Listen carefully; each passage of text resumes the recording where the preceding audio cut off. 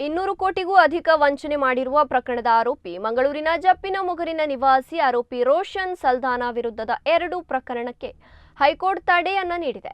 ಬಿಹಾರದ ಉದ್ಯಮಿಗೆ 10 ಕೋಟಿ ರೂಪಾಯಿ ವಂಚನೆ ಮತ್ತು ಮಂಗಳೂರಿನ ವ್ಯಕ್ತಿಗೆ 1.5 ಕೋಟಿ ರೂಪಾಯಿ ವಂಚನೆ ಪ್ರಕರಣದಲ್ಲಿ ಹೈಕೋರ್ಟ್ ಪೊಲೀಸರ ತನಿಖಾ ಪ್ರಕ್ರಿಯೆಗೆ ಮಧ್ಯಂತರ ತಡೆಯಾಜ್ಞೆಯನ್ನ ನೀಡಿದೆ ಎಂದು ತಿಳಿದು ಬಂದಿದೆ. ಆರೋಪಿ ರೋಷನ್ ಸಲ್ದಾನ ಎಂಬಾತನನ್ನ ಸಿಇಎನ್ ಪೊಲೀಸರು ಬಂಧಿಸಿದ್ರು. ಆತನ ಬಂಧನ ವಿಚಾರ ದೇಶಾದ್ಯಂತ ಸುದ್ದಿ ಆಗ್ತಾ ಇದ್ದಂತೆ ಈತನಿಂದ ವಂಚನೆಗೆ ಒಳಗಾದವರು ಪೊಲೀಸರಿಗೆ ದೂರನ್ನ ನೀಡಲು ಆರಂಭಿಸಿದ್ರು. ಬಿಹಾರ ಮೂಲದ ಉದ್ಯಮಿ ತನಗೆ 10 ಕೋಟಿ ರೂಪಾಯಿ ವಂಚನೆ ಎಸಗಿದ್ದಾನೆಂದು ದೂರನ್ನ ನೀಡಿದ್ರು. ಅಸ್ಸಾಂ ಮತ್ತು ಮಹಾರಾಷ್ಟ್ರ ಮೂಲದ ವ್ಯಕ್ತಿಗಳು ತಮಗೆ ಆರೋಪಿಯು 5 ಕೋಟಿ ರೂಪಾಯಿನಂತೆ ವಂಚನೆ ಮಾಡಿರುವುದಾಗಿ ದೂರನ್ನ ನೀಡಿದ್ರು. ಇದಕ್ಕೂ ಮೊದಲೇ ಮಂಗಳೂರಿನಲ್ಲಿ ವ್ಯಕ್ತಿಯೊಬ್ಬರು 1.5 ಕೋಟಿ ರೂಪಾಯಿ ವಂಚಿಸಿರುವುದಾಗಿ ಆರೋಪಿಸಿ ಪೊಲೀಸರಿಗೆ ದೂರನ್ನ ನೀಡಿದ್ರು.